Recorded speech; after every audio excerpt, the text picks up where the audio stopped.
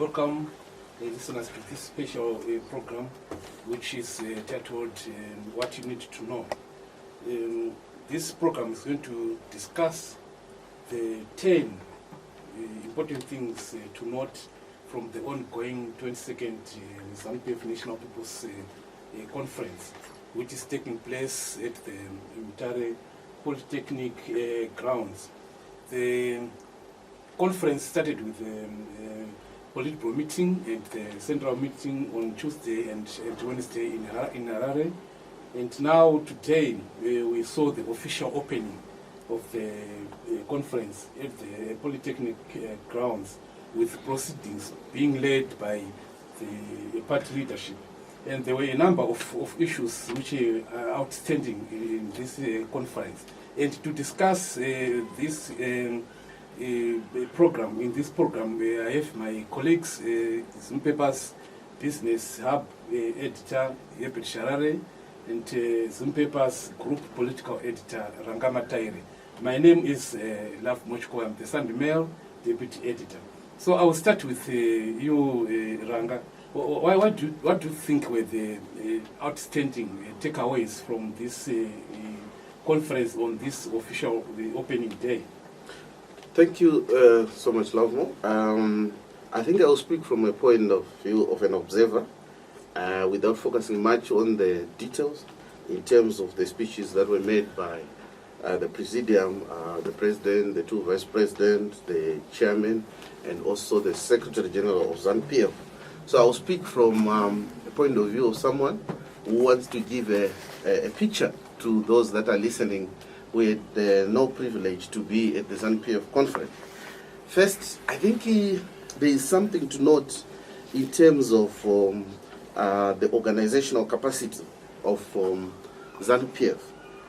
If you look at how seamless it was from accreditation to attending the actual auditorium today where the President officially opened the conference, I think one thing to note is the organizational capacity in terms of the logistics. Then the second thing to note is that the delegates that are attending have been electronically accredited or registered. I think this was good. It's a good reflection of the adaptability of ZANU-PF in terms of technology. It also reinforces the idea that the party wants to ensure that only legitimate or bona fide delegates get into the auditorium or the main hall where the proceedings will be taking place. And also it reduces congestion at the points of entry.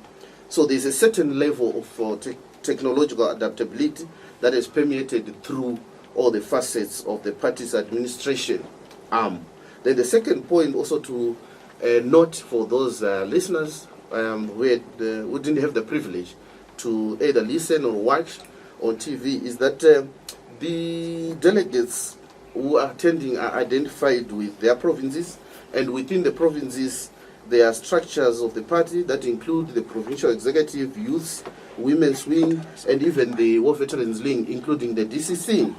But also of importance, Lovemo, is the issue of unity, which was exhibited by the Presidium, who were speaking almost from the same templates.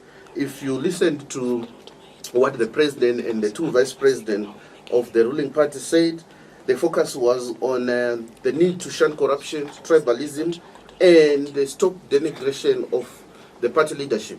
So from an observation point of view, I think those are the three things that I noted at today's official opening of the ZANU-PF Annual National People's Conference.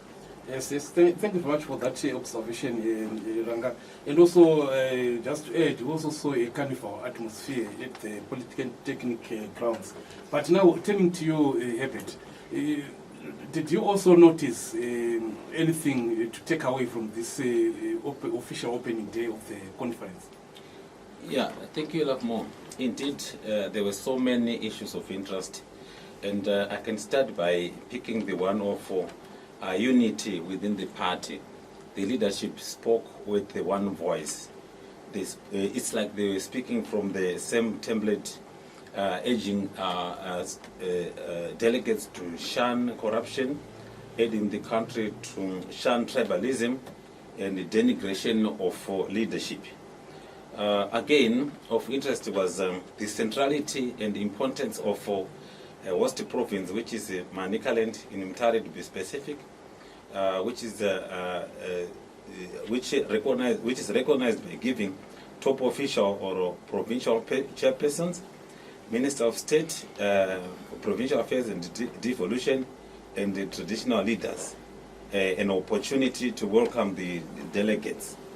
Again, of interest, there was a resounding welcome for the newly appointed Secretary General, Comrade Jacob Mdenda, who issued formal notices by informing delegates of the meeting's schedules and agenda. Again, through songs and slogans, delegates unanimously urged the First Secretary and the President to continue shepherding the party to Vision 2030. Vision 2030, where the country is aiming to achieve upper middle economy, which is very good for everyone, where people will be earning a capital of at least over $3,000. Okay, thanks very much, Herbert. Back to you, Ranga. We also saw a number of companies exhibiting at the Polytechnic grounds. What was the significance of that to the ruling party and to the country in general? Indeed, thanks, Lovemo. We saw a thriving exhibition zone. More than 100 companies are showcasing their products and services. This is a clear sign of growing corporate interest in engaging with the party's development agenda. So that alone shows you that beyond the party being a grassroots party that appeals to the generality of the population, there is also an appealing nature in which business finds affinity with the ruling party. I think I would also need to highlight, Lovemo, that the one observation is the lessons from history.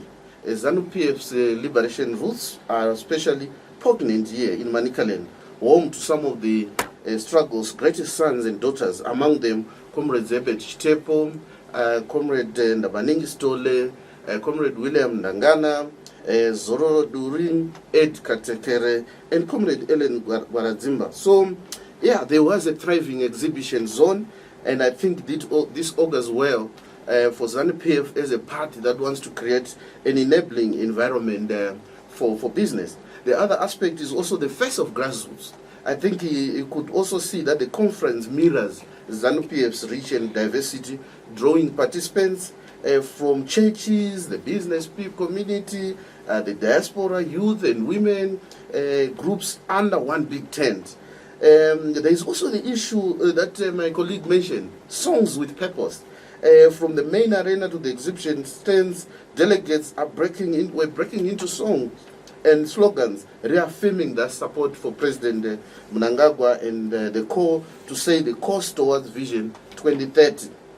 So there was also another aspect, Lovemo, a warm welcome to the new SG, newly appointed Secretary General, Comrade Jacob Mdenda, drew loud applause as he officially opened proceedings with poise and humor, setting the tone for the deliberations ahead. So these are some of the things that I think from an observation point of view can say are the things to take note of as the ZANU PF conference continues tomorrow. Okay, thank you very much, Ranga. Indeed, Manicaland holds a very special place in the liberation history of Zimbabwe. Thank you very much, Herbert and Ranga. Viewers, listeners, we've come to the end of our program.